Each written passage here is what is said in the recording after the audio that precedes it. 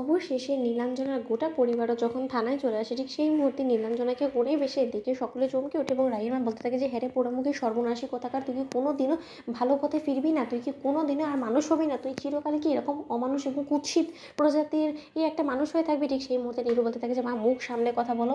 আর একটা কথা তুমি মাথায় রাখবে যে আমি তো একবারও তোমাকে এখানে আসতে বলিনি, তাহলে তুমি হয়তো এখানে এসে কেন আমাকে অপমান করে যাচ্ছ বলো তো? ঠিক সেই মুহূর্তে ক্রান্ত বলতে থাকে যে, খবরদার, আপনি মুখ সামলে কথা বলবেন।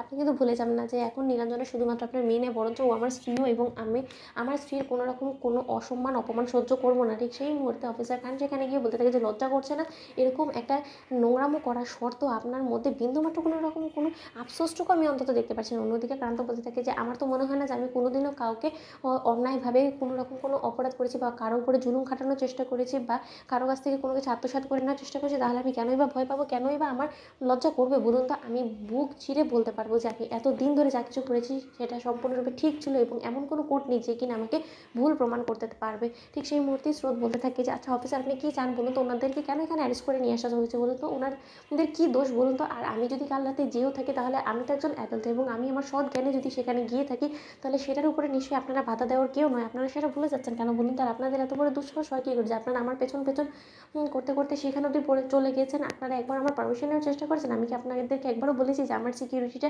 আপনাদেরকে দেখতে হবে বা সামলাতে হবে? তাহলে আপনারা এরকম একটা কাজ করলেন কী করে? এতে করে কিন্তু আপনাদেরও অন্যায় খুব একটা কমছে না। ঠিক সেই মুহূর্তেই স্রোতকে বলতে থাকে যে, অফিসার খান জাস্ট শাট আপ, আপনাকে অনেক বরদাস্ত করেছি। সার্থক সেনগুপ্ত, আপনার স্ত্রীকে আপনি মুখ সামলে কথা বলতে পারেন। আপনার স্ত্রী যদি নিজের মাত্রা ছাড়ায়, তাহলে কিন্তু আমিও আমার মাত্রা ছাড়িয়ে যাই। অন্যদিকে স্রোত বলতে থাকি যে, আচ্ছা অফিসার, আমার মেজদি ভাই এবং ক্রান্তবাবু ঠিক কী দোষ করেছে বলুন তো? কিসের দায় ওদেরকে অ্যারেস্ট করে নিয়ে আসা হয়েছে? ঠিক সেই মুহূর্তে অফিসার খান বলতে থাকে যে, কেন আপনি বুঝতে পারছেন না কিসের দায় ওনাদেরকে অ্যারেস্ট করে নিয়ে আসা হয়েছে?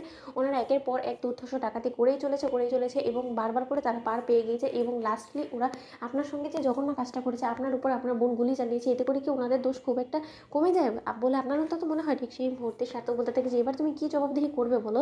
স্রোত ঠিক সেই মুহূর্তে সার্থককে ধুয়ে দিয়ে স্রোত বলতে থাকে যে, জাস্ট শাট আপ সার্থক, তোমার কি যায় এসে বলো তো? গুলি তো আমার গায়ে লেগেছিল, তাই না? আমার যখন ওদের বিরুদ্ধে কোনো রকম কোনো চার্জেস আনার ইচ্ছে নেই, তাহলে তুমি কেন গায়ে পড়ে ওদের বিরুদ্ধে চার্জেস আনার চেষ্টা করছো? কেন ওদেরকে শাস্তি দেওয়ার চেষ্টা করছো বলো তো? অফিসার শুনুন, প্রত্যেকটা মানুষের কিন্তু অধিকার থাকে যে সে কাকে শাস্তি দিতে চায় আর কাকে চায় না, এবং আমি যদি সৎ জ্ঞানে এটা লিখিত দিতে পারি যে যে ব্যক্তি আমার উপরে গুলি চালিয়েছে, আমার তার বিরুদ্ধে কোনো রকম কোনো অভিযোগ নেই, আমি সৎ জ্ঞানে এই কেসটা উইথড্র করে নিতে চাই, তাহলে আমার মনে হয় না যে এই কেসটা চালান করার কোনো রকম কোনো প্রয়োজন আছে এবং সেই কেসটাকে আর কোনো রকম কোনো আগে বাড়ানোর আপনাদের কোনো দরকার আছে। কিন্তু তার সত্ত্বেও আপনারা কেন এতটা বাড়াবাড়ি করছেন সেটাই তো বুঝতে পারছি না। অন্যদিকে অফিসার খান বলতে থাকে যে, দেখুন ম্যাডাম, আপনি সব কিছু নিজে মন গড়া হিসেবে চাইলেই তো হবে না, কারণ আমাদের আইনেরও কিছু প্রোটোকলস আছে এবং সেটা অনুযায়ী আমরা এগোচ্ছি। তো বন্ধুরা, কেমন সাবস্ক্রাইব করতে